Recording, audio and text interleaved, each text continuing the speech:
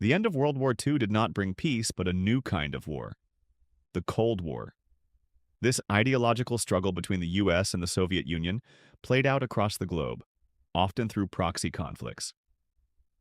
The Korean War, 1950 to 1953, was one such flashpoint as North Korea, backed by China, invaded South Korea.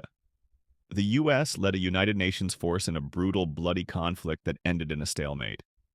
The US endured approximately 33,686 battle deaths, with over 36,500 total deaths.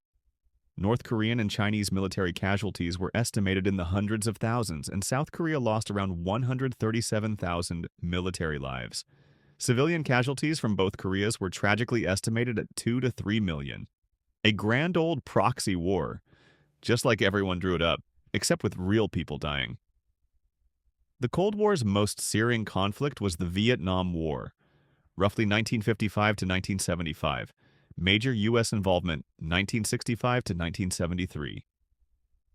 Here, the U.S. became deeply embroiled in supporting South Vietnam against communist North Vietnam and the Viet Cong, a long, agonizing conflict that tested the nation's resolve and left deep scars.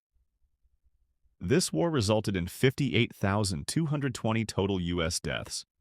North Vietnamese and Viet Cong military deaths were estimated at 1.1 million, and South Vietnamese military deaths at 250,000.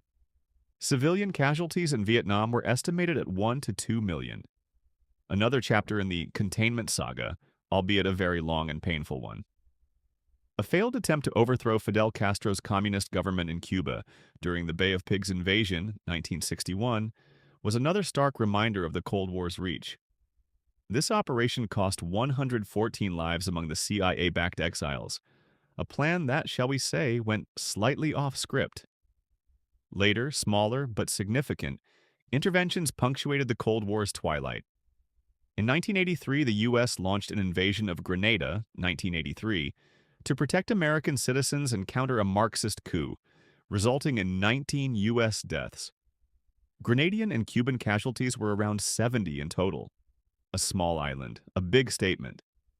In 1986, President Reagan ordered airstrikes against Libya, 1986, in retaliation for state-sponsored terrorism, an action which cost the U.S. 2 pilots in Libya an estimated 60 lives.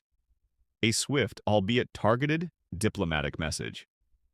And in 1989, the U.S. invaded Panama 1989 to 1990 to oust its dictator, Manuel Noriega. This operation caused 23 U.S. combat deaths, and Panamanian military deaths were estimated at 314, though civilian casualties may have been much higher, an attempt to re-educate a certain strongman. With the fall of the Berlin Wall and the dissolution of the Soviet Union, a new world order was promised. But peace remained elusive.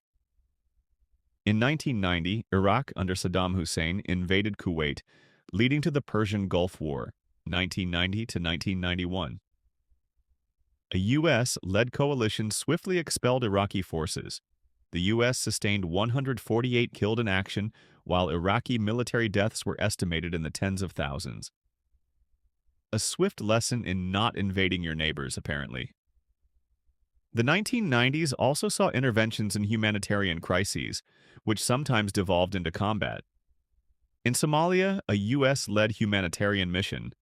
Intervention in Somalia, 1992 to 1995, major combat in 1993, aimed at famine relief tragically led to direct combat with warlords, most notably the Black Hawk Down incident, which alone caused 18 U.S. deaths. Overall, 43 U.S. personnel were killed during Operation Restore Hope, with hundreds to thousands of Somali combatants and civilians killed. Humanitarian aid with unexpected side quests. Later in the decade, the U.S., as part of NATO, conducted airstrikes against Serbia, Kosovo War, 1999, to halt ethnic cleansing in Kosovo, with no U.S. combat deaths but an estimated 1,000 to 2,500 Serbian military and hundreds of civilian deaths. NATO's way of saying, please stop. Thanks for watching.